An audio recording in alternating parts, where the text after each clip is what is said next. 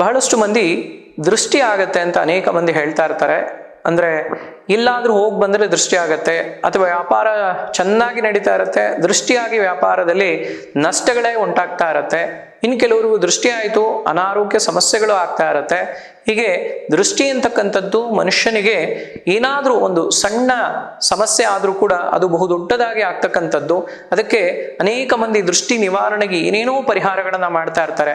ಅದು ದೃಷ್ಟಿ ಮನುಷ್ಯನಿಗೆ ಮಾತ್ರ ಆಗತ್ತೆ ಅಂತಲ್ಲ. ನೀವೊಂದು ಮನೆಯನ್ನು ಕಟ್ಟಿದ್ದೀರಾ, ಮನೆಗೆ ಏನೋ ಬಹಳ ಅಲಂಕಾರಿಕವಾದ ವಸ್ತುಗಳನ್ನು ತಂದಿದ್ದೀರಾ, ನೀವು ಅಲಂಕಾರಿಕ ವಸ್ತುಗಳನ್ನ ತೆಗೆದುಕೊಂಡಿದ್ದೀರಾ, ಅಥವಾ ನೀವೇ ಅಲಂಕಾರ ಮಾಡ್ಕೊಂಡೆಲ್ಲೋ ಹೋಗಿ ಬಂದ್ರ, ಒಂದು ಕಾರ್ಯಕ್ರಮಕ್ಕೆ ಹೋಗಿದ್ದೀರಾ, ಒಂದು ಫಂಕ್ಷನ್ ಅಲ್ಲಿ ಇದ್ದೀರಾ, ಹಾಗೆ ಇಲ್ಲಿಂದ ಬಂದಾಗ್ಲೂ ಕೂಡ ಆ ದೃಷ್ಟಿ ಅನ್ನೋದು ಮನುಷ್ಯನಿಗೆ ಬಹಳ ತೊಂದರೆಯನ್ನು ಕೊಡುತ್ತೆ.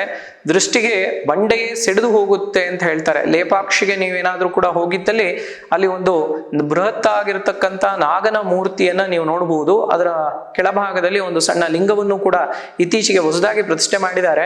ಆದರೆ ಬಹಳ ಹಿಂದಿನ ಕಾಲದಲ್ಲಿ, ದೇವಸ್ಥಾನ ನಿರ್ಮಾಣ ಕಾಲದಲ್ಲಿ ಅದನ್ನ ಕೆಲವೇ ಗಂಟೆಗಳಲ್ಲಿ, ಅಂದ್ರೆ 1-2 ಗಂಟೆಗಳಲ್ಲಿ ಅದನ್ನ ನಿರ್ಮಿಸಿದಂತಹ ಶಿಲ್ಪಿಗಳನ್ನ ನೋಡಿ ಅಲ್ಲಿ ಅಡಿಗೆ ಮಾಡ್ತಿರ್ತಕ್ಕಂತಹ ಒಂದು ಸ್ತ್ರೀ ಅದನ್ನ ಇಷ್ಟು ಬೇಗ ಮಾಡಿದ್ರ ಅಂತ ದೃಷ್ಟಿ ಆಗ್ತಾಗ ತಕ್ಷಣದಲ್ಲೇ ಅದು ಸೀಳಿ ಹೋಗಿರತಕ್ಕಂಥದ್ದು. ಇವತ್ತು ಆ ಸೀಳಿದ ಗೆರೆಗಳನ್ನು ನೋಡಬಹುದು. ಹೀಗೆ ಬಂಡೆಯೇ ದೃಷ್ಟಿಗೆ ಸಿಡಿದು ಹೋದಾಗ ಇನ್ನು ಮನುಷ್ಯರಾಗಿರ್ತಕ್ಕಂಥ ನಾವು ಹೇಗೆ ಅದನ್ನು ತಡ್ಕೊಳ್ಲಿಕ್ಕಾಗತ್ತೆ?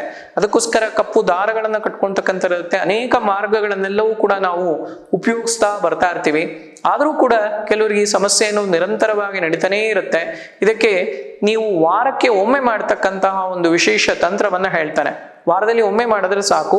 ಇದನ್ನ ನಿಮ್ಮ ಮನೆಗಿರ್ಬೋದು, ವ್ಯಕ್ತಿಗಳಿಗಿರ್ಬೋದು, ಆಗಿರ್ತಕ್ಕಂತಹ ಒಂದು ದೃಷ್ಟಿ ಅಥವಾ ಸಮಸ್ಯೆ, ನಿಮ್ಮ ವ್ಯಾಪಾರ ಸ್ಥಳಕ್ಕೆ ಆಗಿರ್ತಕ್ಕಂತಹ ದೃಷ್ಟಿಯನ್ನ ತೆಗಿತಕ್ಕಂತಹ ಒಂದು ವಿಶೇಷವಾದಂತಹ ಸರಳವಾದಂತಹ ಒಂದು ತಂತ್ರವನ್ನ ತಿಳಿಸ್ಕೊಡ್ತಾ ಇದ್ದೇನೆ.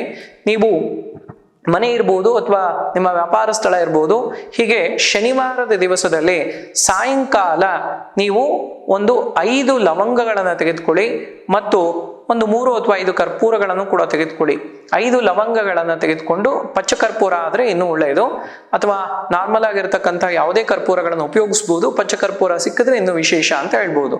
ಹೀಗೆ 5 ಲವಂಗಗಳನ್ನು ತೆಗೆದುಕೊಂಡು ನಿಮ್ಮ ಎಡಗೈಯಲ್ಲಿ ಆ ಲವಂಗಗಳನ್ನು ಹಿಡ್ಕೊಂಡು ನಿಮ್ಮ ಮನೆ ಇರ್ಬೋದು, ವ್ಯಾಪಾರ ಸ್ಥಳ ಇರ್ಬೋದು ಅಥವಾ ವ್ಯಕ್ತಿಗಳಿರ್ಬೋದು, ಎಲ್ಲರಿಗೂ ಕೂಡ 9 ಬಾರಿ ದೃಷ್ಟಿಯನ್ನು ತೆಗೆದು, 3 clockwise, 3 anticlockwise, ಅಂದ್ರೆ 3 ಬಾರಿ ಪ್ರದಕ್ಷಿಣಾಕಾರವಾಗಿ, 3 ಬಾರಿ ಅಪ್ರದಕ್ಷಿಣಾಕಾರವಾಗಿ, 3 ಬಾರಿ ಮೇಲಿಂದ ಕೆಳಗೆ, ಹೀಗೆ 9 ರೀತಿಯಾದಂಥ ದೃಷ್ಟಿಯನ್ನು ತೆಗೆದು ನೀವು ಮನೆಯ ಬಾಗಿಲಿನಲ್ಲಿ, ಅಂದ್ರೆ ಹೊಸಲಿನಿಂದ ಆಚೆ ಭಾಗದಲ್ಲಿ ನೀವು ಒಂದು ದೀಪವನ್ನು ಅಥವಾ ಒಂದು ಬಟ್ಟಲನ್ನು ಇಟ್ಟು ಅದರಲ್ಲಿ ಸ್ವಲ್ಪ ಪಚ್ಚಕರ್ಪೂರವನ್ನು ಹಾಕಿ ಅದನ್ನ ಹತ್ತಿಸಿ, ಅದರ ಮೇಲೆ ಈ ಲವಂಗಗಳನ್ನ, ಉರಿತಾ ಇರ್ತಕ್ಕಂಥ ಕರ್ಪೂರದ ಮೇಲೆ ದೃಷ್ಟಿ ತೆಗೆದಂತ ಲವಂಗಗಳನ್ನ ಹಾಕ್ತಕ್ಕಂಥದ್ದು.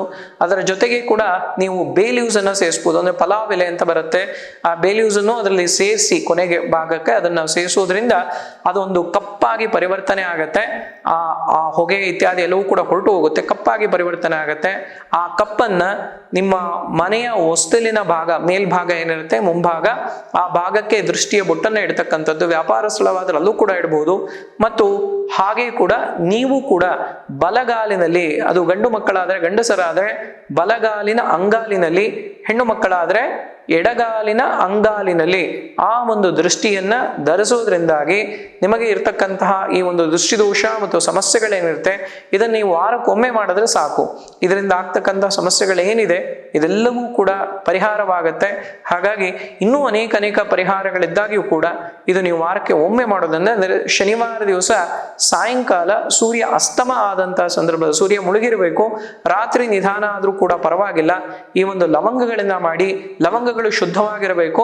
ಆ ಲವಂಗದ ಮೇಲೆ ಒಂದು ಗುಂಡಾದಂತ ಆಕೃತಿ ಇರುತ್ತೆ, ಅದು ಪೂರ್ಣವಾಗಿರ್ತಕ್ಕಂಥ ಲವಂಗ ಆಗಿರಬೇಕು. ಅದು ಉದುರುಗಿ ಬರೀ ಕಡ್ಡಿಗಳು ಮಾತ್ರ ಇರ್ತಕ್ಕಂಥದ್ದಲ್ಲ, ಪೂರ್ಣವಾಗಿರ್ತಕ್ಕಂಥ ಶುದ್ಧವಾಗಿರ್ತಕ್ಕಂಥ ಲವಂಗಗಳನ್ನು ಉಪಯೋಗಿಸಿ ನೀವು ಮಾಡಿದ್ದಾದಲ್ಲಿ ಖಂಡಿತವಾಗಿಯೂ ಕೂಡ ನಿಮಗೆ ಇರ್ತಕ್ಕಂಥ ಈ ಒಂದು ದೃಷ್ಟಿದೋಷ ಸಮಸ್ಯೆಗಳೇನಿದೆ ಇದು ಪರಿಹಾರ ಆಗ್ಲಿಕ್ಕೆ ಅವಕಾಶ ಆಗತ್ತೆ ಅಂತ ತಿಳಿಸ್ಬೋದು.